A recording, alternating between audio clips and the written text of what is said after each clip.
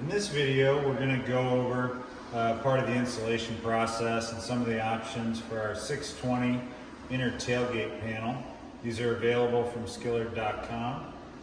They're available in raw aluminum, black powder coating, and on a very limited basis, the engraving that you see here on this one.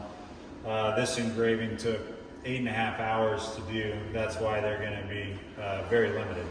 So I'm going to drop the tailgate down and I'm going to show you the installation process on just a powder coated black version of this.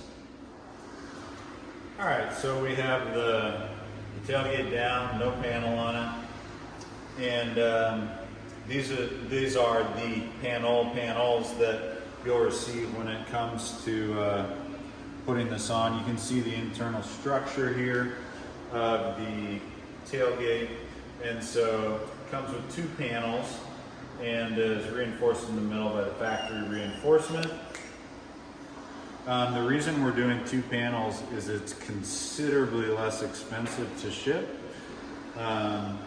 When we tried it as one, it dramatically increased the freight cost, as well as had really poor material yield. So we're able to cut down shipping costs quite a bit and also have much better material yield. These two panels are a mirror, so they can be this way, they can be this way, they'll line back up.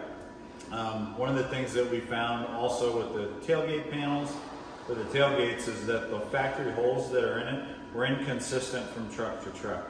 So rather than try to align them and have you install it and have it be a half a hole or something off, we've offset the holes to allow you to position it where you need it, and then you'll drill some 1/8" holes, and we're going to provide some truss head sheet metal screws. So these are available, like I said before, in black powder coating like you see here, or raw aluminum, and on a limited basis the ones that are engraved.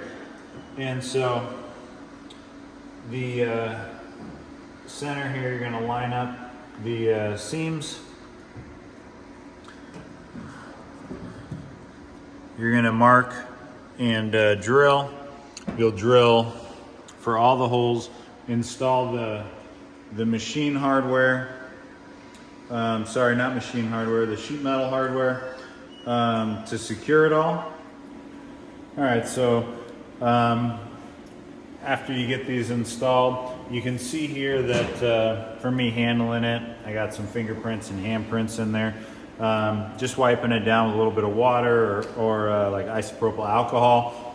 Clean them right up, get all the fingerprints that I put on there, or I could wear some latex gloves, I guess.